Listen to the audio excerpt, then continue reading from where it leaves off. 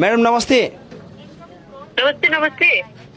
यो सम्माननीय प्रधानमन्त्रीजीको प्रेस सल्लाहकार बोल्दै हुनुहुन्छ? तपाईँ को बोल्दै हुनुहुन्छ? हजुर, सम्माननीय प्रधानमन्त्रीजीको म सिमराबाट बोल्दैछु मैडम। सिमराबाट को बोल्दै हुनुहुन्छ? म यहाँ पीडितको घरबाट बोल्दैछु। म सञ्चारकर्मी नै हो। प्रधानमन्त्रीजीको नम्बर हो कि होइन यो? मलाई बताउनुहोस् न पहिला के भयो त्यहाँ? यहाँ पीडित परिवारसँग छु म। पीडित परिवारले सम्माननीय ज्यूलाई खोज्नु भएको छ। तपाईहरुको पहल के हुँदैछ? यहाँ म फोन दिए, एकचोटि कुरा गरिदिनुस् न। ल कुरा गर्नुस्। हजुर नमस्कार। हजुर हजुर हजुर नमस्ते हजुर। यो हाम्रो न्युजहरु हजुरहरुसम्म माझ पुगेको छैन क्या हो?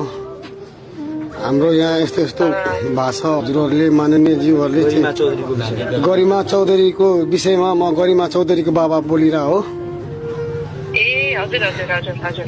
अब प्रधानमन्त्री माननीय बालेन्द्र शाहजीले चाहिँ आउनुहुन्छ कि आउनुहुन्न अनि हाम्रो यहाँ केही न्याय भइरहेको छैन। मेरो बच्चाको लास पानी भएर बगिरहेछ। मेरो सुनवाई यहाँ के भइरहेको छैन। आज बसेको 6 दिन भइसक्यो।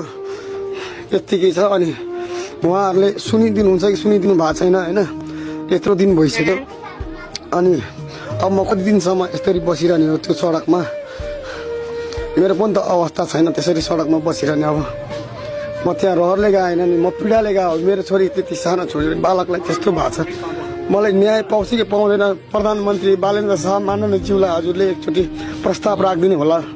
म पीडित त्यो गरिमा चौधरीको बुवा,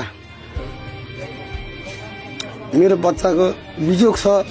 हजुरले भनिदिनु होला र एकचोटि सिमरा पठाइदिनु होला उहाँलाई। यही भन्न चाहन्छु हजुर।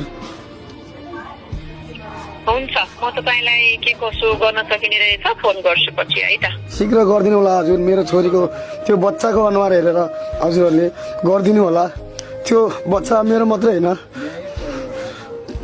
न्याय चाहियो मलाई। त्यो सानो बालिकामाथि त्यस्तो अपराध जन्य घटना भएको छ। त्यो विषयमा म एउटा जिम्मेवार बुवाको रूपले चाहिँ प्रधानमन्त्री बालेन्द्र शाहज्यूलाई चाहिँ के अनुरोध गर्न चाहन्छु कि कहिलेसम्म हामीहरू यसरी पीडा भोगेर बस्ने?